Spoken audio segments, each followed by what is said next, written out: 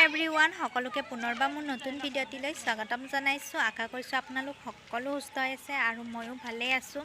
আজি ভাবিলোঁ সৰুকৈ ব্লগ ভিডিঅ' এটা আৰম্ভ কৰি দিওঁ আৰু শেষলৈ মই ৰেচিপি ভিডিঅ' এটা শ্বেয়াৰ কৰিম, শেষলৈ চাই থাকিব।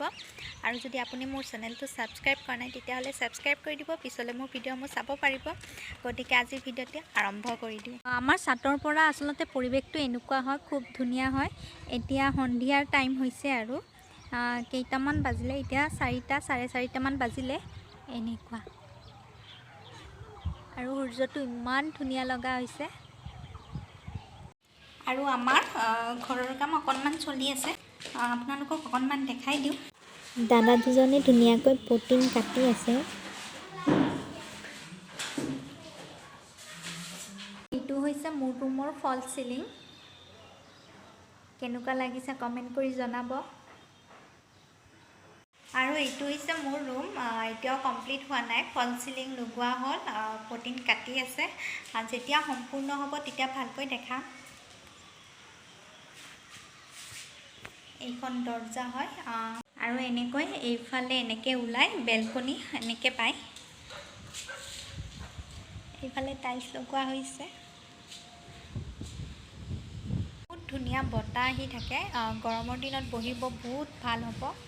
ইয়াতে বহি থাকিম আৰু এতিয়া মোৰ ৰেচিপিটো শ্বেয়াৰ কৰিব ওলাইছোঁ। মোৰ ৰেচিপিটোত লাগিব বইল কণী 4টা আৰু মই বইল কণীকেইটাৰ কুহুমকেইটা ওলাই লৈছোঁ। এইফালে পিঁয়াজ সৰু সৰুকৈ কাটি লৈছোঁ। কণীকেইটাৰ বগা অংশখিনি সৰু সৰুকৈ কাটি লৈছোঁ আৰু কুহুমকেইটা ভাঙি লৈছোঁ।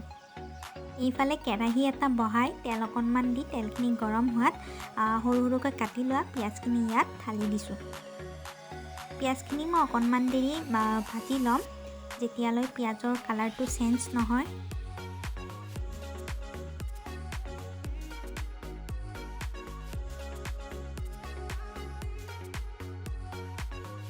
এনেকৈ অলপ দেৰি ভাজি লোৱাৰ পিছত মই ইয়াত ৰেড চিলি পাউডাৰটো দি দিছোঁ অকণমান। তাৰপিছত ধুনীয়াকৈ মিক্স কৰি লৈছোঁ। এতিয়া মই অকণমান মেগী মছলা আছিলে তাকে দিছোঁ।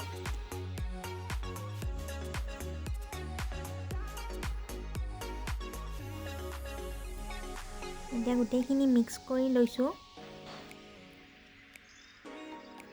গৰম মছলা অকণমান দিছোঁ। এতিয়া মই 7 মিনিটমান এনেকৈ ভাজি ল'ম।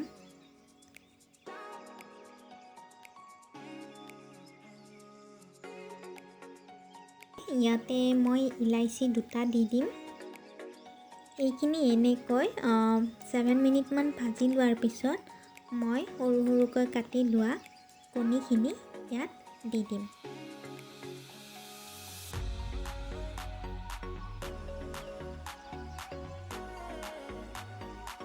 এতিয়া গোটেইখিনি ধুনীয়াকৈ মিক্স কৰি অলপ দেৰি ভাজি ল'ম।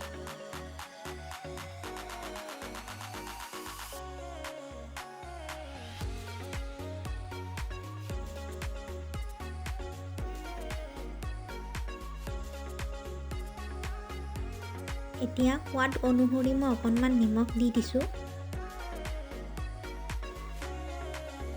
আৰু গোটেইখিনি মিক্স কৰি ল'ম।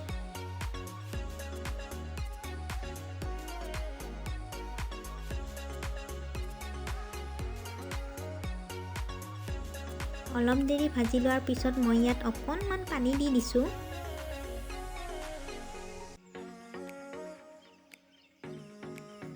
এতিয়া মই হালধিৰ গুড়ি অকণমান দিম।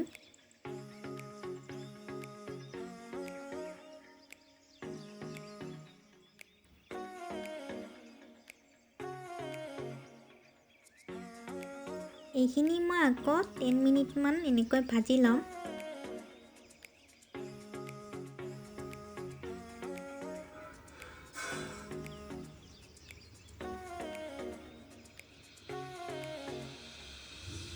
দেখিবলৈ যিমান ধুনীয়া হৈছে, খাবলৈ সিমানে টেষ্টি হৈছে।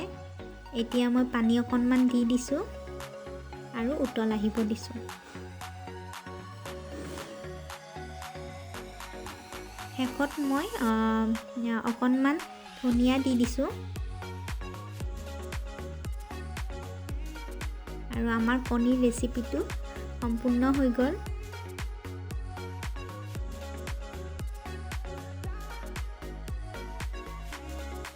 এতিয়া মই এখন টাৱা লৈছোঁ, টাৱাখনত মই অকণমান ৰিফাইন তেল দি দিছোঁ, তাৰপিছত মই বন এনেকৈ দি দিছোঁ।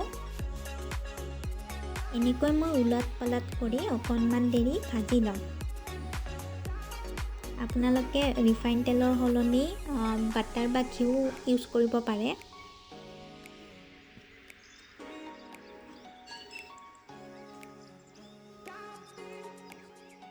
নেক্সট আকৌ এটা মই এনেকৈ বনাই লৈছোঁ।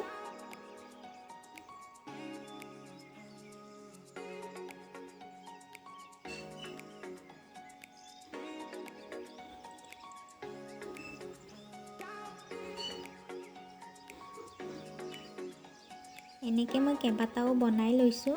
আপোনালোকে ব্ৰেডো এনেকৈ ভাজি লৈ চব্জিটোৰ লগত খাব পাৰে, বহুত টেষ্টি হয়, এবাৰ বনাই খাই চাব দেই।